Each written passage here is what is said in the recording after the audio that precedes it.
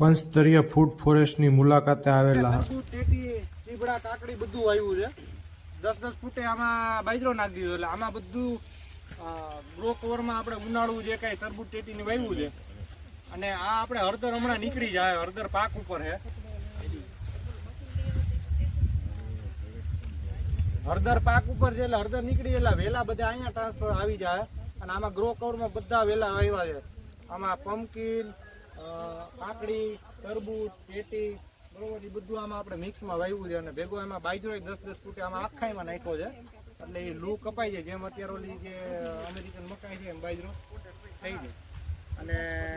આ જે કેળા છે એ કેળાની લાઈન વચમાં એક અહીંયા છે ને પાછળ વાં છે એ બધા G9 કેળા છે મહારાષ્ટ્રથી આપણે એના પીલા આપણે આખા મગાવ્યા હતા સોન એ પીલા આપણે વાવ્યા છે અને હળદર છે ને એ સેલન જાય છે અને એમાં એ બેડ છે એ રીતનો જ છે આપણે પોલો જ છે અને આમાં બધા ફળાવ જાળવા છે આખામાં 12/18 આમાં જામફળી છે પોપૈયા છે કેળા છે સરગવા વચમાં એટલે વધારે નાખ્યા છે કે એ ન્યુટ્રિશન વેલ્યુ હાઈ હોય એને પ્રૂનિંગ કરી કટિંગ કરીને એને એનું મલ્ચિંગ કરવાનું એટલે આમાં ન્યુટ્રિશન વેલ્યુ જળવાઈ રહે અને સરગવાનો આપણે સિંગ જોતી લેવાનું બાકી એનું ડ્રાય પાવડર છે એ તમે ગાયને ખવડાવો તો દૂધમાં વેલ્યુ હાયર આવે